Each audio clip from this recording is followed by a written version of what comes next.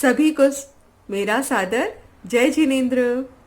हमने पिछली कथा में मृगावती और चंदनबाला के बीच सुंदर ज्ञान और ज्ञेय के बीच तत्व चर्चा सुनी। मृगावती के हृदय में इस संबंधी कई प्रश्न उठ रहे थे, तो उसने चंदनबाला से अगला प्रश्न पूछा कि बहन, राग से भिन्न ज्ञान की अनुभूति कैसे हो? तो चंदनबाला ने कितना गजब का उत्तर दिया। ध्यान से सुनना सभी।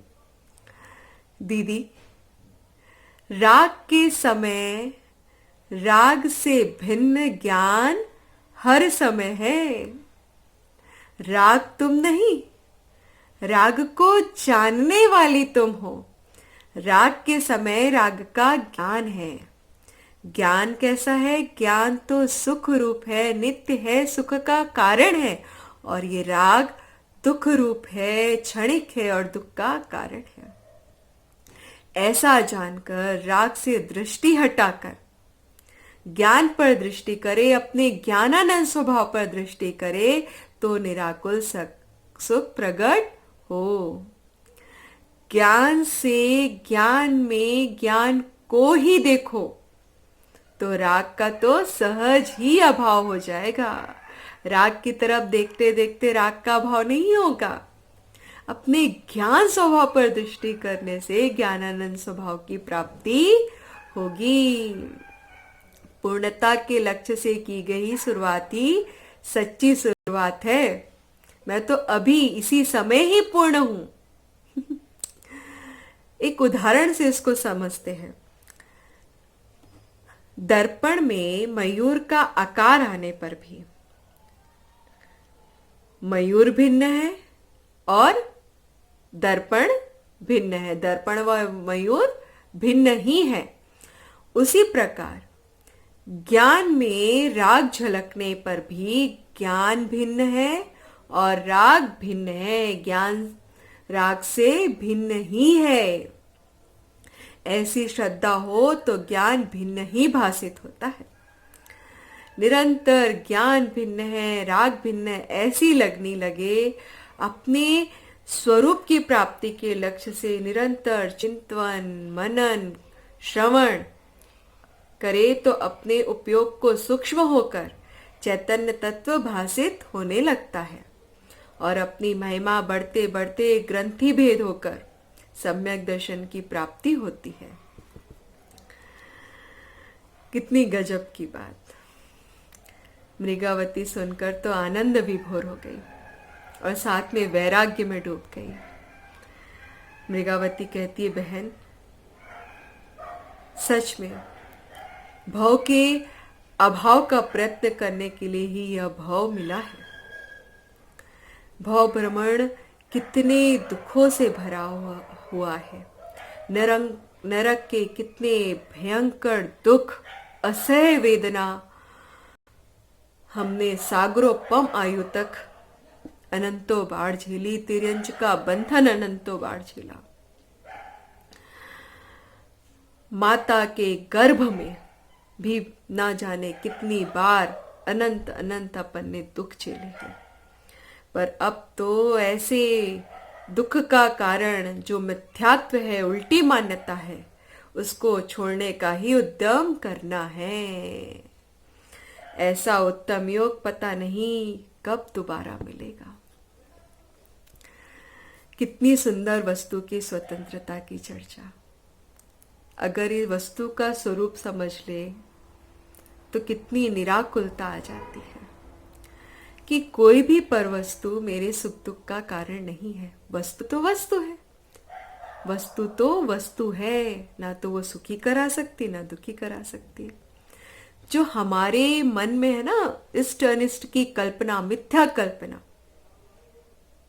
पर वस्तु में, उससे हम राग देसी होते हैं और सुखी दुखी होते हैं। अपनी ही मिथ्या कल्पना के कारण हम राग द्वेष सुख दुख होते रहते हैं। इस तरह सुंदर चर्चा चल रही थी और निरंतर अपनी ज्ञान आराधना में चंदनबाला लगी रहती थी। राजगृह में उसकी बहन चेलना, कौसंबी में बहन त्रिशला, उनके माता पिता सभी को चंदना के मिल जाने की खबर सुनकर बड़े हर्ष से भर जाते हैं। प्रजाजन हर्ष से भर जाते हैं और पूरा परिवारजन चंदना से मिलने राजगृह आता है। पर इधर तो चंदना सबसे विरक्त अपने ज्ञान आनंद स्वभाव में निरंतर मस्त रहती है। बस उसको तो ये प्रतीक्षा है कि कब वीर प्रभु को केवल ज्ञान हो और उनके समव शरण में जाकर आरिका दीक्षा लेकर मैं अपना आत्म कल्याण करूं। और उधर थोड़े ही दिन में उसे ये शुभ समाचार मिलता है। क्या शुभ समाचार मिलता है? मोह से युद्ध करने के लिए वीर योद्धा तैयार खड़े हैं। वीर राजा का महावीरपना आज सचमुच जागृत हो गया है। अरे देखो देखो, प्रभु को केवल ज्ञान हो गया है। सूर्यास्त से पूर्व तो वीर प्रभु के अंतर में जो कभी अस्त न हो ऐसा केवल ज्ञान प्रकट हो गया। सूर्य जगमगा उठा। प्रभु महावीर अरिहंत दशा को प्राप्त हुए, परमात्मा हुए। नमो अरहंताणम। प्रभु के केवल ज्ञान महोत्सव मनाने, पूजा करने स्वर्ग से इंद्रादिक देव पृथ्वी पर आ पहुंचे। स्वर्ग जमीन चारों तरफ प्रभु का जय जय गान हो उठा। परमात्मा के चरणों में झुके हुए इंद्र संकेत कर रहे थे कि सारा पुण्य वित्राक्ता पर न्यौछावर करने योग्य है। और वे परमात्मा कह रहे थे कि नहीं नहीं, स्वरूप में ही झुकने योग्य है। अज्ञानियों को संपदाएं छोड़ जाती है, ज्ञानी संपदाएं को छोड़ जाते हैं। स्वमेव तृप्ति में पुण्य की विभूति कचड़े के ढेर की तरह पड़ी रहती है। आहा, जिस कल्याणकारी क्षण की चंदना प्रतीक्षा कर रही थी, वह क्षण आ गया। वीर प्रभु के दर्शन व वाणी श्रवण करने विरागी चंदनबाला अनेक साधर्मी बहनों के साथ समव शरण पहुंच गई और वह आरिकाव्रत अंगीकार कर समस्त आरिका संघ की प्रधान आरिका होकर अपने आत्म कल्याण में तत्पर हो गई।